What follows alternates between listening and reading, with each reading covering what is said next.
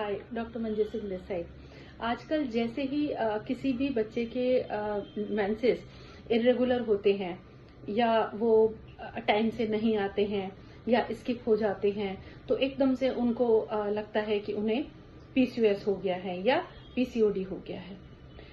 Irregular menses का मतलब सिर्फ पीसीओडी या पीसीओएस ही नहीं होता है और वो उसी तरफ सोचना शुरू कर देते हैं, उसी तरह के ट्रीटमेंट लेने शुरू कर देते हैं। लेकिन इरेगुलर मेंसेस का एक और बहुत बड़ा कॉज एंडोमेट्रोसिस हो सकता है। आज हम बात करते हैं पीसीओएस और एंडोमेट्रोसिस में क्या डिफरेंस रहते हैं। पीसीओएस जो है वो हार्मोनल इम्बैलेंस की प्रॉब्लम है। पीसीओडी और जो एंडोमेट्रोसिस है, एंडोमेट्रोसिस में क्रॉनिक इन्फ्लेमेशन होती है। एंडोमेट्रोसिस में जो पेन होता है वो बहुत ही अनबियरेबल पेन होता है, लोअर एब्डोमिनल पेन होता है। उसमें पेशेंट को ब्लोटिंग भी होती है, उसमें पेशेंट को आईबीएस जैसे सिम्टम्स भी होते हैं। मतलब कभी तो उनको लूज मोशंस लगे रहते हैं, कभी उनको डायरिया होता है। उन लोगों को कंसीव करने में भी बहुत दिक्कतें आती हैं।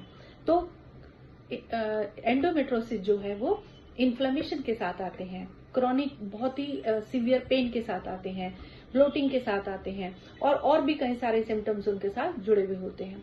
पीसीओएस के जो पेशेंट होते हैं वो उनमें क्या होता है, उसमें एक्ने होते हैं, अनवांटेड हेयर्स होते हैं, उनको ओबेसिटी होती है, 2-2, 3-3 महीने उनके पीरियड्स नहीं आते हैं और वो इतने पेनफुल भी नहीं होते हैं। हमेशा ही पहले प्रॉपर डायग्नोसिस करें कि वेदर इट इज पीसीओएस और इट इज एंडोमेट्रोसिस। गायनी के साथ कंसल्ट करें, डॉक्टर्स के साथ कंसल्ट करें, उनको अपने सिम्टम्स बताएं और जो अल्ट्रासाउंड के बाद और आपके सारे सिम्टम्स के बाद जो प्रॉब्लम सामने निकल करके आती है उसी के अकॉर्डिंग ट्रीटमेंट करें। ये नहीं हो कि आप पीसीओएस का ट्रीटमेंट करते रहें और सफर कर रहे हैं आप एंडोमेट्रोसिस से।